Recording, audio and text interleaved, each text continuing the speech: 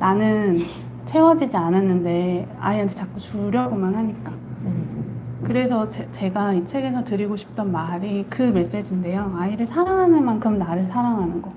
아이한테 관심을 두는 만큼 아이가 지금 잘했으면 좋겠고 여기 안에서 지금 상처받지 않았으면 좋겠고 그 마음에 조금이라도 떼서 내 마음을 좀 돌보는 시간을 꼭 가져야 된다고 저는 생각을 해요.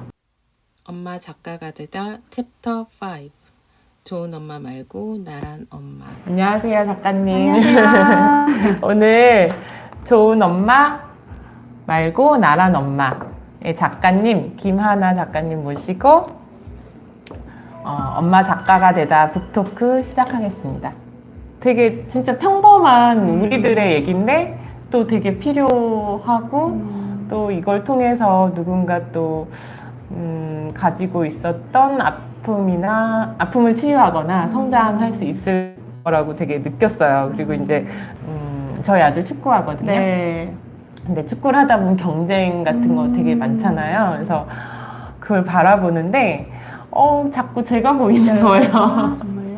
그래서 작가님은 책을 읽어보니 아이를 통해서 본인의 상처를 많이 치유한 것 같으시더라고요. 네. 책에서. 그래서 오늘은 직접 제가 지금 가지고 있는 어떤 문제점에 대해서도 여쭤보면서 북토크를 하도록 하겠습니다. 네. 그래서 엄마 나를 통해 엄마의 상처를 보세요. 엄마 나를 사랑하는 만큼 엄마 자신도 사랑하세요. 그러니까 이런 얘기는 저희가 많이 듣잖아요. 네. 들어도 실질적으로 상황에 닥쳤을 때 엄마 자신에게 그 부분이 그러니까 받아들이기 힘든 것 같아요. 그래서 하나 작가님은 책을 쓰시면서 많이 이제 또 다시 한번 그 내면이나 그 상황을 돌아보셨을 텐데 네. 어떠셨어요? 저는 되게 궁금했어요. 육아서를 아이를 잘 키우고 싶어서 저는 수백 건의 육아서를 읽는데 거기서 똑같이 아이를 사랑하라, 있는 그대로 사랑하라, 조건 없이 사랑하라. 그게 도대체 뭐야? 너무 궁금했어요. 그게 되는 일이야? 가능한 일이야?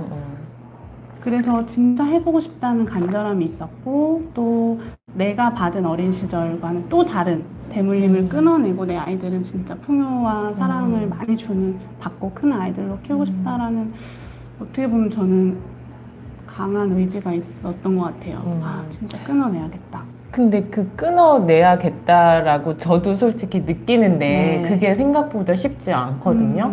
작가님은 어떻게 끊어내셨어요? 어떻게 계속 봤어요. 계속 제가 불편한 거. 처음에 육아 어릴 때는요, 아이를 많이 허용해 주라고 하잖아요. 2돌 이전에는 아이에게 많이 허용해 주고 예스를 해야 되는데 제가 안 되는 거예요. 자꾸 안 돼 하고 자꾸 이 폭을 좁게 아이를 내 틀 안에서 키우려고 하고 두렵고 그 틀을 벗어나는 게 너무 두렵고 그럴 때마다 저는 계속 내 안을 들여다보는 시간을 많이 가졌어요. 내가 왜 두려운지 글도 많이 썼고 내가 왜 이게 안 되지? 그거를 계속 파고드는 시간을 많이 가졌던 것 같아요. 많이. 근데 저도 이 지금 소소일상이나 엄마 작가가 되다가 다 엄마들에 관한 행복의 주제를 네. 가지고 시작이 됐고 이제 엄마 작가가 되다도 결국은 엄마 그냥 집에 있는 엄마로 끝나는 게 아니라 또 다시 이제 세상으로 자기 자신을 드러내는 어떤 이렇게 자존감의 회복 네. 이런 부분까지 있는 것 같은데 저도 되게 많이 노력하는데 잘 안 되거든요, 그게. 그러니까 뭐 그 상처의 깊이가 조금 다를 수도 있지만 또 사람마다 그거를 잘 끄집어내는 사람이 있고 또 여전히 잘 못 끄집어내는 사람도 있는 것 같아요. 근데 작가님은 결국은 다른 육아서를 보면서 계속 파고드셨나요? 네, 저는 이제 육아서를 보다가 심리서를 많이 보게 되었어요. 심리서? 어떤 심리서요?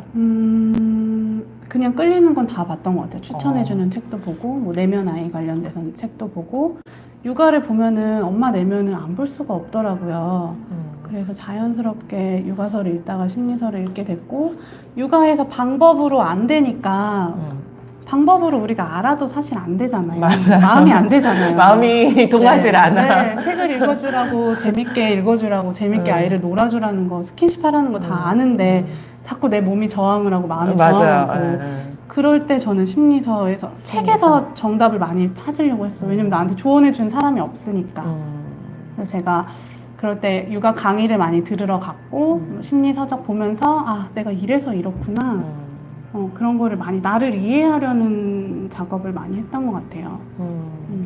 저 심리서 중에 뭐 어떤 게 기억에 남으세요 혹시? 제가 요즘에 이제 독서 모임을 하고 있어요. 아이와 함께 성장합니다 해서 저랑 같이 아이 키우면서 책 읽고 거기서 최근에 읽은 자기 사랑 노트 책도 너무 좋았고 또 육아심리서 푸르미 아버님 책 저는 좋아하고요. 근데 또 네. 엄마들이 책을 읽는다고 읽지만 네. 또 맨날 책만 읽을 수도 없잖아요. 이게 이제 문제가 딱 닥쳤을 때 그런 적재적소에 그 책을 찾아서 읽고 해결이 바로 되진 않는데 이제 저도 이거를 계속 진행을 하면서 읽으면 어떤 거는 읽으면서 되게 막 눈물이 많이 나기도 하고 어떤 건 아 이걸 통해서 나도 시도해 봐야겠다 뭐 이런 생각도 있곤 한데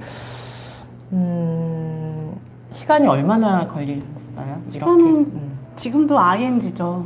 제가 나는 신이 아니니까 너무 너그럽게 정말 좋은 엄마가 될 수는 없구나. 그거를 인정하는 게 육아의 포인트 같아요.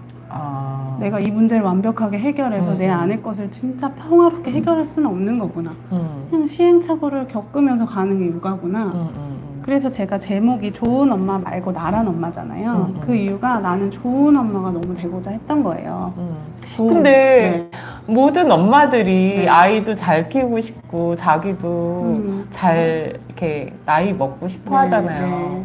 근데 그 좋은이라는 거를 남의 기준으로 바라보시고 나란 엄마를 본인 그 작가님 기준으로 보신 단어인가요? 네, 좋은 엄마는 사실 환상이었어요. 환상. 그 환상이 하고 보니까 내 결핍에서 온 환상이었어요. 이미 나는 좋은 엄마였더라고요. 사실 자기 개발하고 책도 보면서 아이한테 이렇게 해주려고 내가 받은 것보다 받지 못한 거 주려고 노력하는 엄마인 것 자체가 좋은 엄마잖아요. 내가 너무 그 기준점 이상을 바라보고 지금의 나를 자꾸만 못하고 있어에 초점을 맞추고 있으니까 마음이 너무 힘들었던 것 같아요. 이해가 될 듯 안 될 듯 어려운데. 어렵나요? 예. 이게 그러니까 아직도 그 고민에 휩싸인 사람은 가끔 이렇게 자기를 멀리서 바라보라고 하는데 그게 되게 어렵더라고요, 항상. 저도 그랬던 것 같아요. 지금 이렇게 얘기를 솔직하게 해주시니까 그 말이 도대체 뭐야? 그러니까 어떻게 구체적으로 어떻게 행동하라는 거야? 라는 제시를 자꾸 해줬으면 좋겠는 거예요. 그래서 저는 육아에 공식이 있었으면 좋겠다 이런 생각 되게 많이 했었고 근데 공식과 정답은 사실 없잖아요. 그쵸. 이 사람이 이런 육아서를 봤을 때 나도 이렇게 한번 해봐야겠다 하면은 그 사람처럼 안 되는 나를 자꾸 비난하는 나를 멈추고 이 사람은 이런 방식으로 했네. 내가 취할 건 취하고 버릴 건 버려야 된다고 생각을 해요. 내가 그 사람 다르고 내 아이 다르고 나 다르고 그 사람 아이 다르잖아요. 그쵸, 다 다르죠. 그래서 계속 시행착오를 겪는 과정 있지 않을까? 그러면 이제 저도 느끼는데 엄마들이 다 조급한 마음이 있는 것 같아요. 그러니까 왜냐면 이제 아이가 아주 어렸을 때 초등학교 전에는 시간아 빨리 가라 그러다가 맞아요. 어느 순간 이제 3, 4학년이 되고부터는 아이가 너무 금방 커버리니까 그 속도를 따라서 나도 같이 성장하기가 너무 버거운 거예요. 그러니까 그 조급한 마음도 좀 사라지는 게 그러니까 제가 이렇게 막 제거하는 게 쉽진 않더라고요. 나 효선님이 눈이 울 것 같은 눈망울이라 제가 막 감정이 그런데요. 왜 조급하세요? 엄마니까 공감이 돼요. 어떤 마음일지. 또 아이가 축구를 한다니까 정말 노력해야 되는 거예요. 맞아요. 그러니까 경쟁을 해야 되니까 그 안에서 아이가 어쨌든 자기가 돋보이고 싶잖아요. 그러니까 그걸 바라보는데 저를 보는 것 같아서 근데 그걸 통해서 성장을 시켜줘야 되는데 그걸 바라보는 것도 너무 힘든 거예요. 그래서 그게 지난주 주말에 있었는데 계속 힘들었거든요. 여지껏. 근데 결국은 제 어린 시절하고 제가 아직까지 화해를 못한 부분이 너무 많은데 화해를 하려고 하면 더 화가 나는 거예요. 그게 어려운 것 같아요. 그래서 하나 작가님이 아이한테 존재 자체로 사랑해, 축복해, 감사해, 고마워 이런 이제 이야기가 있더라고요. 근데 아이한테는 그 마음이 가는데 저한테는 안 오는 거예요. 그래서 육아가 힘든 것 같아요. 나는 채워지지 않았는데 아이한테 자꾸 주려고만 하니까. 그래서 제가 이 책에서 드리고 싶던 말이 그 메시지인데요. 아이를 사랑하는 만큼 나를 사랑하는 거. 아이한테 관심을 두는 만큼 아이가 지금 잘했으면 좋겠고 여기 안에서 지금 상처받지 않았으면 좋겠고 그 마음에 조금이라도 떼서 내 마음을 좀 돌보는 시간을 꼭 가져야 된다고 저는 생각을 해요. 그게 엄마들이 혹은 이제 일하는 엄마들도 쉽지가 않잖아요. 이제 맞아요. 시간적으로 맞아요. 자기 시간을 배려하는 게 그러니까 해야 되는 거는 알지만 되게 그 부분도 되게 어려운 것 같아요.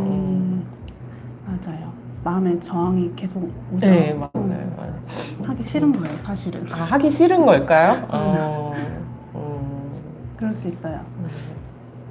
결국에는 이 아이가 똑똑했으면 좋겠고 뭔가 축구도 잘해서 이 아이가 돋보이고 1등 했으면 좋겠고 뭐 이런 마음들도 저는 다 제 욕심과 나의 결핍이었다는 걸 알게 되었거든요. 좀 나를 좀 빛내줘. 네가 잘 커서 나는 이렇게 못 살았지만 난 너한테 이거 다 줄게. 넌 좀 이렇게 똑똑하고 애 잘 키운 엄마로 좀 빛내줬으면 좋겠어. 그 마음 한켠에는 나는 빛날 수 없는 나. 난 빛나지 않으니까 너가 나 좀 빛내줘. 약간 이런 마음이 있었다는 걸 제가 알게 되었거든요. 그래서 그걸 알아차리고 엄청 눈물이 났죠. 나는 제가 항상 무능함에 갇혀 있었거든요. 아, 눈물 흘리시니까 제가 울컥하네요.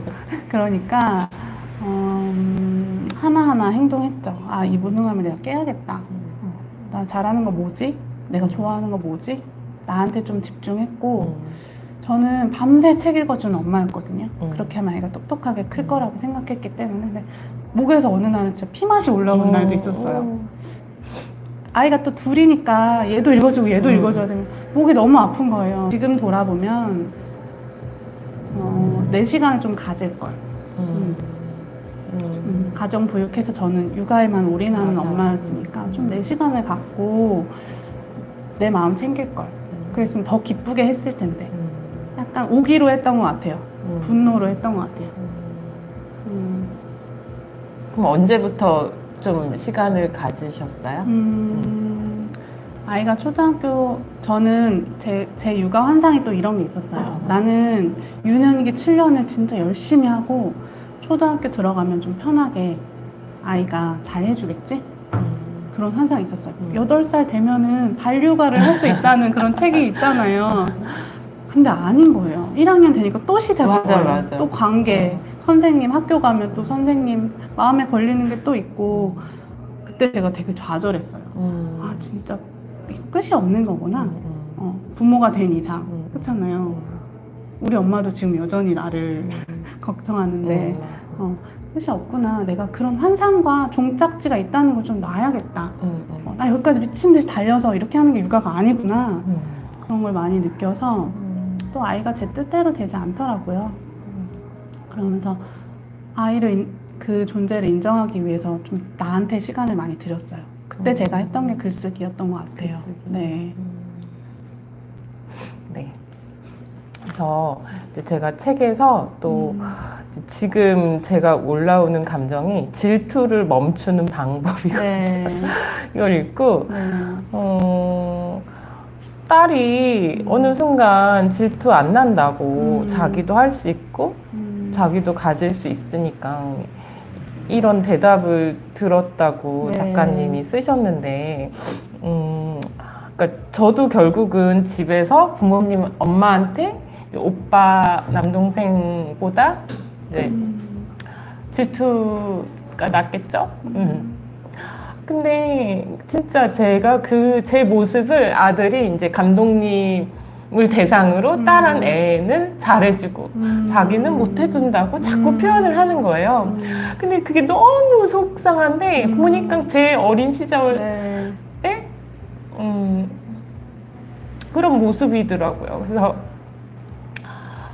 이거를 아들이 편해지려면 내 마음이 편해져야 되는데 그게 되게 어려운 거 같아요. 맞아요. 아이 말에 엄마 감정이 막 앞서잖아요. 이게 너무 사실은 의연하게 할 수 있죠. 너 그래서 진짜 속상했겠다. 감독님이 얘만 예뻐하는 것 같이 느껴졌어? 그러면 엄마도 진짜 속상할 것 같아. 그냥 이렇게 아이 마음을 들어주면 되는데 내 마음이 먼저 감정이 막 오잖아요. 얘가 너무 상처받진 않을까? 저도 저희 딸 아이가 계속 친구들이랑 놀 때 이런 얘기를 엄마는 왜 나보다 제일 더 예뻐해?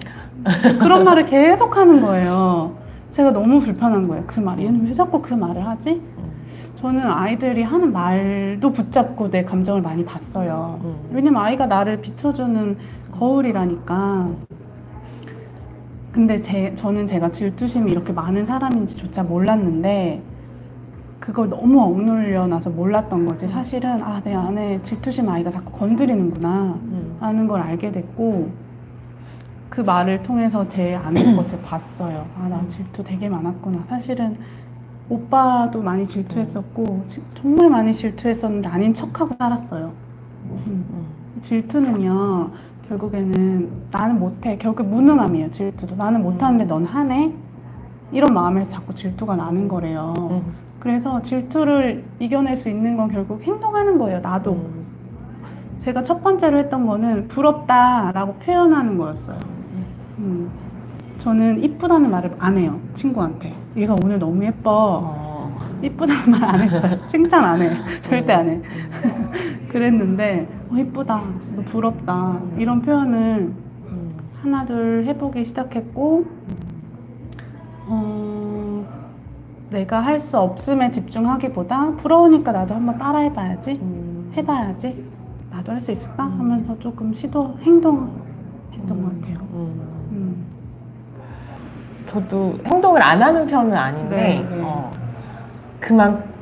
제 스스로 원하는 만큼 결과가 없으니까 맞아요. 거기서 자꾸 좌절을 한다고 느꼈거든요. 그래서 이런 이제 누군가를 인정하고 이런 부분이 어렵진 않은데 해소되지 않는 부분이 여전히 남아 있다고 저는 느끼고 있거든요. 맞아요. 그래서 시도한 나를 그냥 인정하고 칭찬하는 거. 그래서 우리 멘토 유라 작가님이 그지같이 하세요. 이 말이 저는 할수록 더 진짜 이 말은 진짜 대박이다 라고 느껴지는 게 완벽하게 하려고 하고 내가 이미 기대를 하고 나면 자꾸 실망을 하는 거예요. 너무 열심히 하면 자꾸 실망하는 거예요, 나한테. 그 목표치에 자꾸.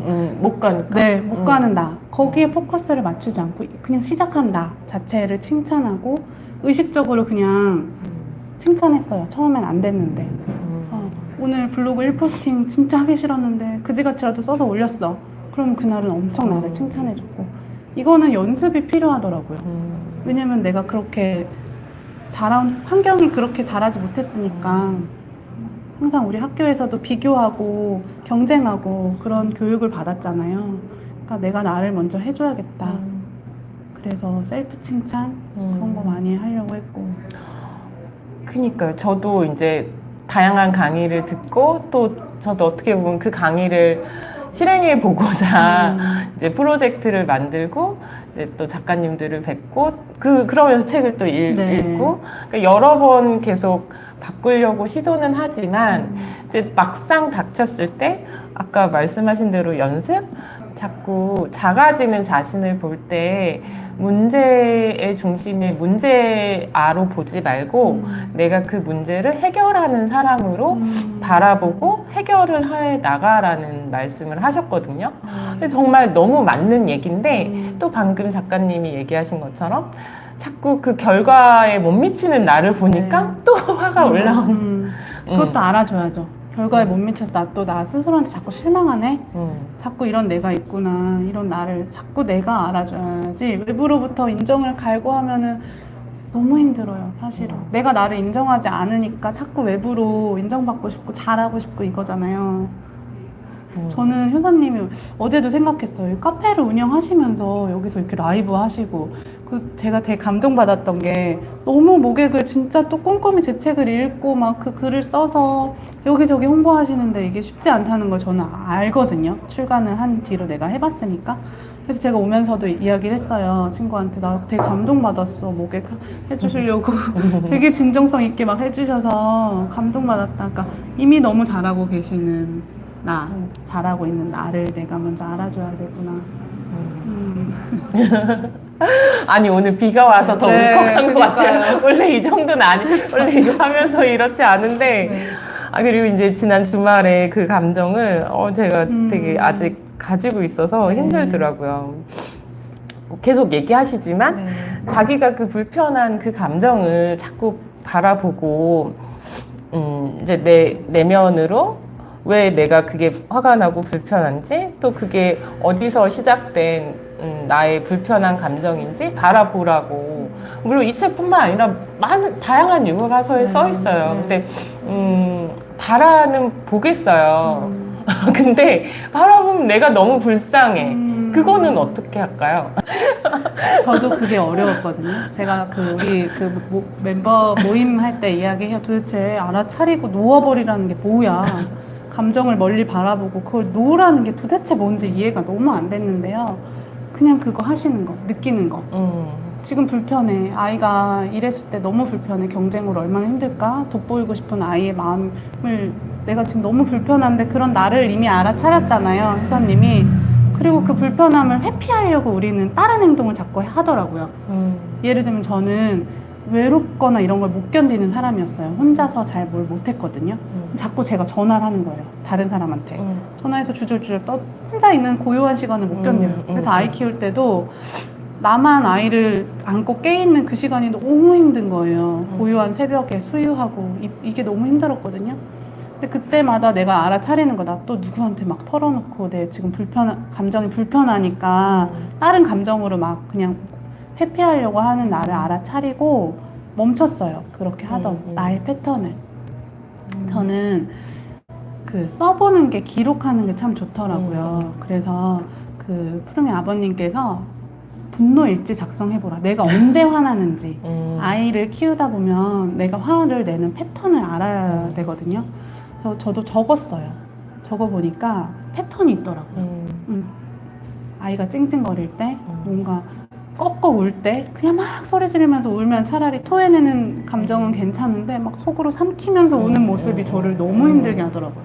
차라리 말을 해, 화를 내.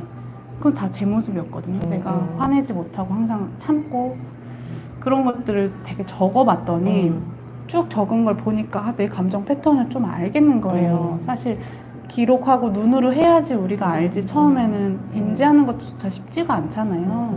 그래서 계속 의식화해서 하려는 거? 그래서 이미 하고 계신 것 같아요.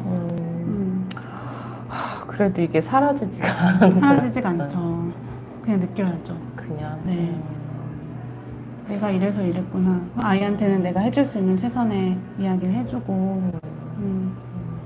눈물이 나잖아요. 진짜 힘들었겠다. 엄마도 저는 이런 얘기 많이 했어. 엄마도 그랬어. 엄마도 어릴 때 선생님이 딴 친구 이뻐하면은 질투나고 그랬다? 너 진짜 잘하고 싶지? 그만 엄마가 알아. 그러면 나도 눈물이 나면 그냥 울어요. 아이 앞에서 솔직하게. 저도 아마 이렇게 책을 내신 엄마들이 왜냐면 책을 이것만 쓰는 게 아니라 수없이 원고를 쓰고 그걸 쓰면서 이제 자기를 바라보잖아요. 그래서 되게 좋은 책 엄마들이 더 많이 쓰고 블로그도 많이 쓰시고 이렇게 활동하는 게 너무 좋다고 생각을 해요. 맞아요. 그러니까 이런 자리도 바쁘신데 하고 계신 거잖아요. 엄마들을 위해서. 치유라는 게 엄청 큰 게 아닌 것 같아요. 그냥 힘들 때 울고 눈물도 치유죠. 글쓰기는 치유의 힘이 강력하다고 저도 생각을 해요. 그래서 글을 쓰면서 내 감정을 어쨌든 풀어내는 거잖아요. 드러내는 거잖아요. 그리고 블로그는 좋은 게 막 따뜻한 댓글이 많잖아요. 네, 맞아요. 악플이 없잖아요, 블로그는. 그래서 아, 나만 이런 거 아니구나. 이 사람 나 공감해주네. 이런 것도 또 되게 많이 치유가 되고 그런 것 같아요.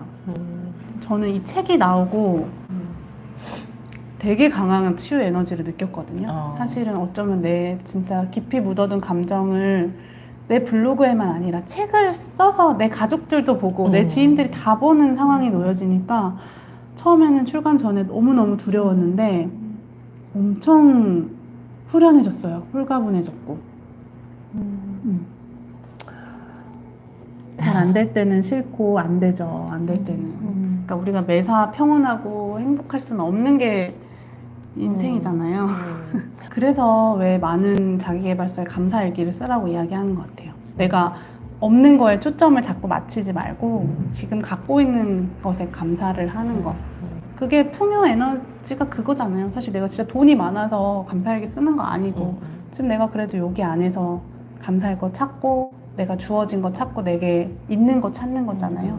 육아도 똑같은 것 같아요. 계속 그런 어떤 이상을 조금 내려놓고 지금 현실 안에서 계속 소소하게 찾아가는 거.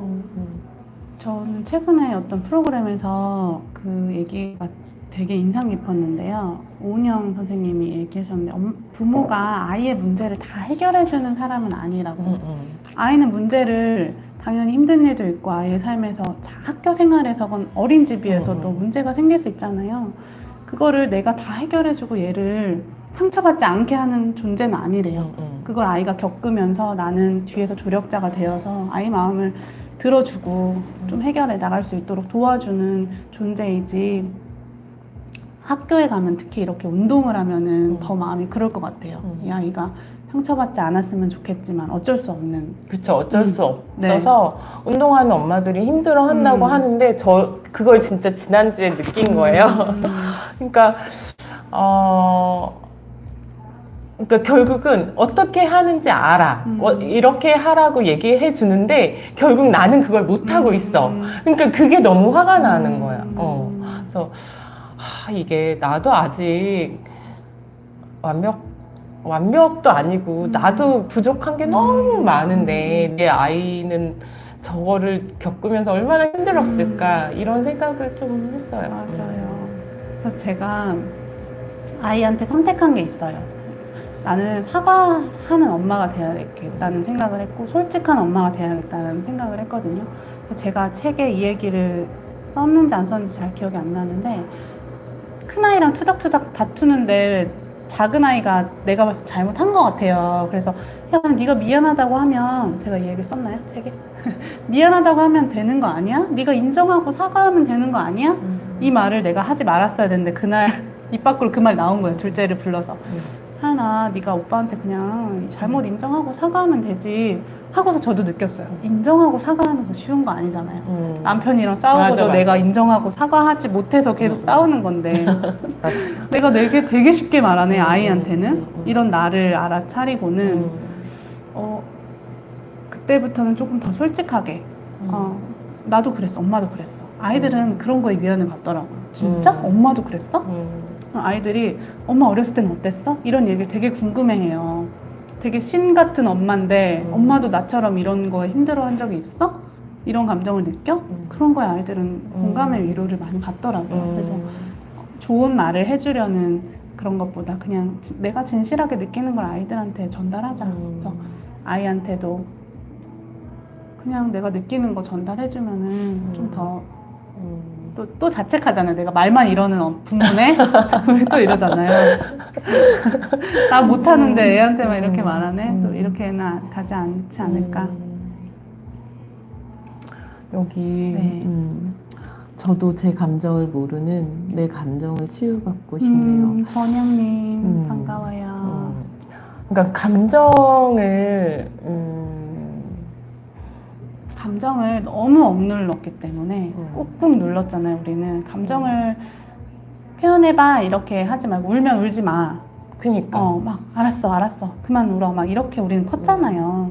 우리 부모도 그렇게 컸으니까 그렇게 줬던 거고. 그러니까 표현하는 방법을 당연히 모르죠. 막 저는 그 예전에 서양 애들이 표현을 막 잘하잖아요. 그런 게 너무 부럽더라고요. 너무 멋있고. 근데 우리는 그런 교육을 받지 못했으니까 당연히 모르는 거니까 연습이 필요하죠. 연습? 네. 그러니까 그 연습하는 거조차도 이게 교육을 받는 게 아니잖아요. 맞아요. 그러니까 결국 할 수 있는 거는 가정 내에서 우리가 아이를 키우면서 이제 책을 통해서 그 감정을 읽어줘. 그러면 읽어줘. 근데 이제 문제는 엄마도 누군가 그걸 읽어줬으면 좋겠어. 근데 해본 적이 없으니까 어려워. 그래서 이게 어떤 연습이 구체적으로 필요할까요? 누가 해줬으면 좋겠는데 그거 상황을 인정해야 되는 게 어려운 것 같아요. 저도 왜 나는 나 스스로 다 해야 되는데 왜 아이한테도 이렇게 해야 되고 나 성장하려고 자기 개발하지 책 쓴다고 글 쓰지 나 혼자 다 해야 돼? 나는 왜 아무도 안 알아줘? 이게 억울함이 있으니까 힘든 거 같더라고요. 그래서 나는 그런 존재가 나한테는 없구나 라는 걸 아프지만 인정하는 과정이 저도 있었어요. 나는 내가 인정해야겠다. 난 내가 인정하지 뭐. 자꾸 누구한테 인정받고 싶잖아요. 나도 내 마음 누가 알아줬으면 좋겠잖아요. 그 존재가 내가 되자. 이거를 인정하기까지가 너무 힘들었어요. 왜냐면 억울하니까. 그니까 그 억울함. 억울함. 근데 그거가 해결이 안 되면은 안 된다는 걸 저는 알았기 때문에 그걸 해결하려고 인정했어요. 아프지만 인정했어요. 그래서 정말 많이 울었고 진짜 많이 눈물이 났어요. 내가 너무 불쌍하게 느껴져서. 그러게요. 그 억울함. 제가 어제 딱 느꼈던 그 감정이랑 그러니까 그게 이제 나는 아들한테 해줘야 되는데 나는 내 부모한테 못 받았어. 그래서 억울해. 맞아. 이게 가장 크고 그거가 해소가 안 되니까 계속 쳇바퀴 돌듯 그 자리에 맞아요. 맴돈다는 걸 느꼈거든요. 맞아요. 근데 그거를 하나 작가님 어쨌든 본인이 캐치를 해서 그냥 본인이 감싸줬다는 얘기인가요? 네, 내가 행복한 거 좀 내가 찾자. 내가 좋아하는, 나도 아이가 원하는 거 해 이렇게 해주잖아요. 나도 좀 내가 원하는 거 하게 나를 허용하자.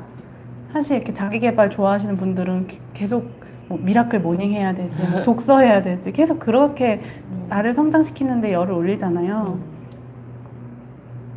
그것도 중요하지만 내가 힘들 때 알아주고 내가 쉴 때는 진짜 좀 푹 쉬고 내가 좋아하는 거 찾아보고 행복한 거 찾아보고 아이한테 하듯이 나에게도 좀 허용하는 시간이 되게 중요하더라고요. 억울함을 푸는데 그랬던 것 같아요. 님은 이제 책을 내고 어떤 부분이 많이 변했어요? 아까도 말씀드렸지만 물론 삶이 많이 변했지만 저는 제 마음이 되게 많이 편해졌다는 거. 드러내는 나의 수치심을 드러내는 게 쉽지가 않았거든요.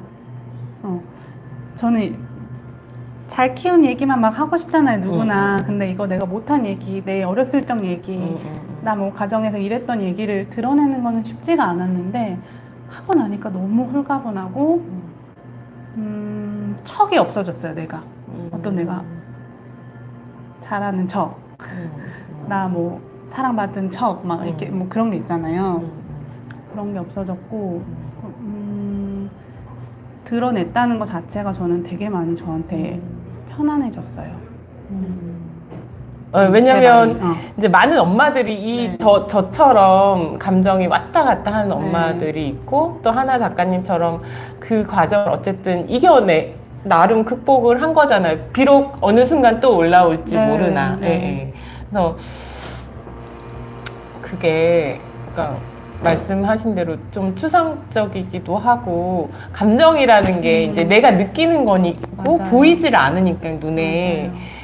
그러면 결국은 할 수 있는 거는 소리 내서 뭐 혼자 안전한 곳에서 우는 거 외에는 특별히 없었던 것 같아요. 근데 그러게요. 저는 진짜 많이 울었어요.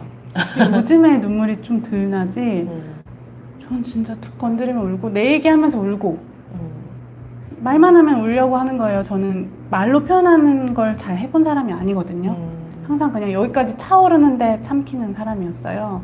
이거를 표현하는 것도 너무 눈물이 나서 진짜 긴 시간은 정말 많이 울었던 것 같아요. 그래서 이거 책 쓰면서도 저는 진짜 눈물이 나서 못 쓰겠는 거예요. 내 얘기니까. 그래서 진짜 많이 울었고 눈물은 진짜 치유에 강한 힘이 있구나. 결국은 다른 사람을 바라보지 말고 자기가 자기를 보고 자기가 인정을 해야 된다. 결국 지금 핵심은 다시 자기한테 돌아오잖아요. 근데 그게 쉽지 않아서 문제긴 한데 하나 작가님 어쨌든 책을 읽고 또 책을 쓰고 많이 울고 그 과정에서 어쨌든 자기 자신으로 중심을 잡았다는 얘기죠. 네, 왜냐면 아이가 나 같은 감정을 느끼고 아이는 엄마를 보면서 크잖아요. 나도 보면은 소름 끼치게 우리 엄마랑 내가 너무 닮은 부분이 있잖아요. 그런 것처럼 나만 잘하면 되는구나 라는 걸 되게 많이 깨달았거든요. 어떤 문제를 해결하는 그 방식을 보고 부부가 싸워도 화해하는 모습도 아이들이 보고 크잖아요. 또 내가 어떤 문제로 힘들어할 때 그거 해결하는 과정을 보고 아이들은 엄마의 뒷모습을 보고 큰다는 그 말이 저한테 되게 책임감으로 와닿아서 아, 내가 질투 감정? 내가 이거 어떻게 하는지 한번 좀 해봐야겠다. 그리고 내 아이한테 알려줘야지, 힘들 때. 그런 생각을 많이 했고 진짜 많이 시행착오가 있었어요. 사실 이렇게 책으로 하면 제가 뭐 되게 많이 지금은 잘하고 있고 이런 것처럼 보이겠지만 저는 진짜 시행착오의 끝판왕이었어요. 맨날 넘어지고 울고 안 돼서 또 막 글 쓰면서 울고 어떤 날은 막 하이핑 치면서 막 분노했다가 왜 나만 혼자서 다 해야 돼 막 억울해했다가 그런 과정이 있었어요. 저는 23살에 아이를 낳았기 때문에 20대를 거의 그렇게 보냈다고. 그쵸. 그 젊어서 이렇게 결혼했으면 되게 힘들었을 것 같은데 아니 그 혼자 애들 어린이집도 안 보내고 가정보육하면서 진짜 되게 힘들었을 것 같아요. 근데 그래도 그 시간을 본인이 이겨내려고 애썼다는 게 작가님은 대단하신 것 같아요. 감사합니다. 저는 20대 때 제일 예쁠 때잖아요. 사실 연애도 하고 막 소개팅도 하고 친구들이 우리 집에 놀러 오면 다 막 미니스커트 화장하고 나 혼자 수유티 입고 유축하고 막 이러고 있었어요. 그러니까 내 자신 너무 초라했고 애들은 막 해외여행 다니고 하는데 나는 20대 때 진짜 여행 한 번 못 가고 육아만 하고 이런 거는 모르잖아요. 그러니까 사람들은 보이는 것만 보고 이야기를 하거든요. 맞아요. 사실은. 그래서 저는 그거를 내가 경험해보니까 내가 지금 되게 저 사람 되게 멋있어 보인다 하는 사람도 분명히 사람이잖아요. 그 사람도 어느 부분 내가 보지 못한 부분에는 그림자가 있을 테고 그 사람의 빛나는 부분과 내 어두운 부분을 비교하지 말아야겠다. 그런 생각을 되게 많이 하게 됐어요. 그래서 저는 저를 이렇게 표현해요. 아이가 걸음마 할 때 아장아장 그거 하듯이 나는 감정 표현을 연습했다. 스스로? 네. 진짜. 아이가 걸음마 하듯이 저는 연습했어요. 어떤 날은 남편한테 쓰레기 좀 버려줘 이 말이 안 나와요. 알아서 좀 해주면 안 돼? 이렇게 분노하는 내가 있는 거예요. 내가 설거지 하면은 알아서 분리수거 해줘야 되잖아요. 근데 이걸 안 하잖아요, 남편이. 안 하죠. 절대 안 해. 그래서 내가 이거 언어로 해봐야겠다. 이런 것도 하나하나 의식하면서 연습했어요, 저는. 요청하기, 아이들한테 사과하기, 솔직하게 표현해보기 이런 거를 되게 작은 것부터 연습했다고 생각을 해요. 그리고 해주니까 저 사람이 들어주네? 내가 이렇게 요청하니까 분리수거 해주네? 뭐 아이가 이렇게 사과하니까 아이가 진짜 나를 쉽게 용서해주네. 이런 걸 경험하면서 긍정적인 그런 것들이 많이 쌓였어요. 내가 하니까 되네. 이런 것들이. 어렸을 때 집에서 사춘기부터 말을 잘 안 했거든요. 해도 안 들어주니까. 맞아요. 근데 결혼을 하고 문제가 아까 얘기한 것처럼 솔직히 이제 작년부터 남편에 대한 분노는 조금 사라졌는데 밖으로 이제 화는 내는데 그게 말이 아니라 표정으로 계속 제가 화를 내고 있었나 봐요. 맞아요. 그래서 계속 다투는 게 저보고 큰 소리를 친다는데 아, 나는 목소리가 원래 커 이렇게 얘기를 하는데 그게 아니라 그게 표정에서 드러나서 그 사람을 자꾸 건드리는 거더라고요. 그래서 어느 순간 그거를 조금 인지하고 그 표정을 하지 말아야지 했더니 싸움이 확 줄었거든요. 네. 근데 또 문제는 이제 그게 약간 이제 조금 더 어린 아들한테 이제 약간 그 억눌린 감정이 또 그쪽으로 표출도 되는 거를 맞아요. 바라봤거든요. 근데 말씀하신 대로 이게 어렸을 때부터 내가 내 감정을 표현하는 연습이 안 돼 있다 보니까 나는 이 감정이 너무 불편한데 말을 못하고 그러니까 분노로 표정으로 말이 아닌 이제 그런 걸로 했었구나. 그거를 조금씩 알게는 됐어요. 근데 아이한테도 알려줘야겠다는 생각을 종종 하거든요. 왜냐면 제가 그 감정을 가지고 있으니까 아이한테도 뭔가 이렇게 대물림이 됐을 거라고 생각을 했거든요. 그래서 알려주려고 하는데 쉽진 않아요. 맞아요. 그게 너무 나를 애도하는 시간은 꼭 필요한 것 같아요. 근데 저도 그랬어요. 아이가 왜 말을 안 해요? 안 들어주니까 안 하죠. 그러다 보니까 어느 순간 입을 닫게 되고. 저는 뭐 사달라? 이런 말을 해본 적이 없어요, 어렸을 때. 어떻게 엄마한테 뭘 사달라 그래? 우리 엄마 지금 힘든데. 그렇잖아요. 그래서, 그런 나를 일단 내가 많이 애도를 하고 슬퍼하고, 아, 내가 진짜 그랬구나. 하지만 그래서 안 들어줄 것 같잖아요. 저 사람 어차피 내가 말해봤자 안 들어주겠지? 이건 내 생각이고 한번 해보는 거. 그거는 행동하는 데는 용기가 있어야 된다고 생각하거든요. 그래서 우리가 두려워서 안 하는 것보다 용기 내서 해보는 거는 더 성장하는 행동이잖아요. 거기에 내가 머물러 있기보다는 변화를 선택하는 거니까. 그래서 저도 진짜 이것 좀 해줘도 말하기가 어려웠어요. 왜냐면 안 해준다 그러면 내가 또 상처받을까봐. 맞아. 사소한 건데. 저도 효선님 말에 너무 공감이 되네요. 두렵지만 해보는 거. 저는 제가 그동안 저를 돌아보면요. 두렵고 하기 싫은데도 했던 거? 그거 같아요. 근데 저는 지금 남편한테 요청하는 게 되게 쉬워요, 지금은. 예전에는 힘드셨어요? 예전에는 완전 분노했죠. 분노에 설거지 했고, 분노에 청소, 혼자 다 하고 막 씩씩거려요. 그러면 엉뚱한 게, 이 눌러놓은 감정이 엉뚱한 게 아이한테 불똥 튄다거나 그러잖아요. 것 같아요. 그런 남편이 것 같아요. 그냥 이상한 걸로 꼬투리 잡아서 터진다거나. 그러니까 남편도 황당하죠. 그러니까 아까 말씀하신 것처럼 표정으로 이미 남편이 느끼셨다고 했잖아요. 그래서 의사소통은 말보다 뭐 목소리, 억양, 표정, 제스처에서 더 많이 느낀다고 하잖아요. 그래서 솔직하게 표현해보기. 그래서 저희 아이는 잘 표현하나요? 그러니까 제가 되게 많이 느끼는 게 그 외모도 좀 닮았거든요. 그러니까 아들인데 성향도 약간 저처럼 약간 근데 모든 사람이 딱 내성적이라고 맞아요. 100% 내성적은 맞아요. 아니에요. 근데 저도 외향적인 모습도 있지만 되게 내성적이고 혼자 이렇게 품는 게 있는데 아들이 많은 거를 닮았어요.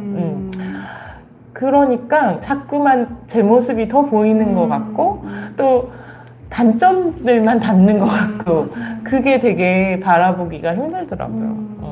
맞아요. 저도 큰아이가 저랑 되게 많이 닮아서 큰아이가 진짜 제 스승님이다라고 생각을 해요. 저희 둘째가 어제 마침 딱 엊그저께 이제 잘 노는 줄 알았어요. 놀이터에서 잘 노는 줄 알고 이제 있었는데 뭐 친구 관계에서 힘든 점이 있었나 봐요. 그래서 갑자기 이제 콧구멍을 벌렁벌렁거리면서 이야기를 하는 게 심상치가 않아서 아이 이야기를 들어줬더니 그동안 친구 때문에 뭐 이렇게 속상했던 이야기를 막 얘기해 주더라고요. 아이 얘기를 들어줘야겠다고 하니까 아이가 막 얘기를 하면서 진짜 1시간을 우는 거야. 아이가 속상했다고. 그래서 울어도 돼. 울어봐. 괜찮아. 엄마랑 있을 때 울어도 돼. 아이가 막 울더니 정말 안색이 맑아지면서 자기 이제 너무 개운하대요. 그리고 그 다음날 1시간을 일찍 일어나서 아이가 너무 기분 좋게 등교를 음. 했거든요. 그래서 제가 그걸 보면서 되게 느꼈어요. 아, 이렇게 음. 안전한 곳에서 감정을 풀고 음. 하니까 다시 에너지가 충전이 되는구나.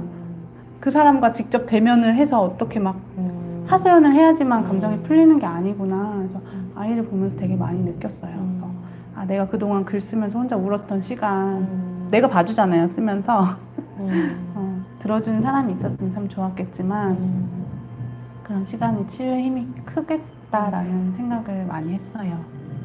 네. 저는 제가 자주 이야기를 우리 모임에선 얘기하지만, 아이가 중요한 순간에 나한테 입을 닫는 게 저는 제일 염려하는 부분이거든요. 왜냐면 내가 그랬으니까. 내가 진짜 힘들 때 말할 데가 없었어요, 사실. 저는 어렸을 때, 아, 나 얘기 들어주는 멘토, 조언해주는 멘토가 있었으면 좋겠다라는 생각을 참 많이 했던 것 같아요. 그래서 내가 그랬으니까 나는 아이한테 그런 존재가 돼야겠다라는 결심을 하고 내가 한 가지 했던 건 아이의 이야기를 잘 들어주자였거든요. 그러니까 어떤 조건 판단 없이 들어주면요, 아이들이 자기 이야기를 술술술 하더라고요. 이건 이래서 이건 네가 잘못했네. 이런 게 없으면 아이가.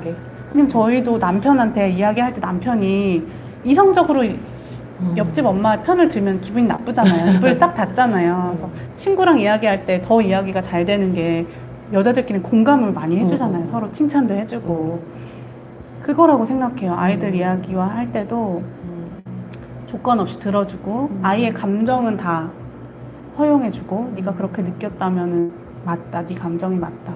그래서 저는 사춘기 아직 우리 아이는 사춘기가 아니지만 지금부터 이야기를 해요. 언제든지 힘들 때 엄마한테 얘기해. 요청해. 너가 힘들 때는 내가 다 들어줄게. 엄마가 도움이 되어줄게. 그런 존재가 되어줄게. 언어로 표현을 해요. 언어로. 그래서 나중에 진짜 힘들 때 이야기할 수 있도록. 맞아요. 그게 되게 중요하죠. 맞아요. 평소에 그냥 그런 말 사실 듣고 싶잖아요. 사춘기여서 엄마 필요 없어. 다 큰 것 같지만 그런 말 해주면 너무 좋을 것 같아요. 저도 어떤 작가님이 그러셨어요. 사춘기도 애들이 다 커 있는, 그러니까 20살 전에는 애긴 거죠. 맞아요. 근데 마치 자기가 질풍노도고 자기가 다 할 것 같아서 엄마는 필요 없어 하지만 내심 부모의 맞아요. 도움이 필요로 할 네. 때가 사춘기라고 하더라고요. 그래서 사춘기가 되기 전에 이렇게 관계를 맺어서 힘들 때 엄마한테 다가올 수 있게 만드는 게 되게 중요하다는 얘기를 들은 적이 있어요. 그래서 6학년까지는 관계 중심으로 뭐 다 필요 없고 공부고 뭐고 필요 없고 부모랑 좋은 그런 대화할 수 있는 관계를 맺는 게 되게 중요하다고. 맞아요. 근데 저도 그거 100% 그쵸. 맞는 말이라고 근데 많이 생각해요. 거꾸로 되는 것 같아요. 아이가 원할 때는 귀찮아서 밀어내다가 이제 아이가 사춘기 돼서 떠나려고 하면 부모가 막 집착하잖아요. 간섭하고 더. 자, 그게 맞아요. 아이가 떠날 때는 한 걸음 멀리서 바라봐주고. 엄마 작가가 되셔서 너무 축하드리고요. 다른 어머니들도 자기 감정에 조금 더 솔직해지고 스스로 인정하는 그런 삶을 살 수 있게 저희 모두 응원할게요. 네. 오늘 감사합니다. 함께 해주셔서 감사해요. 다음에 뵙겠습니다. 안녕.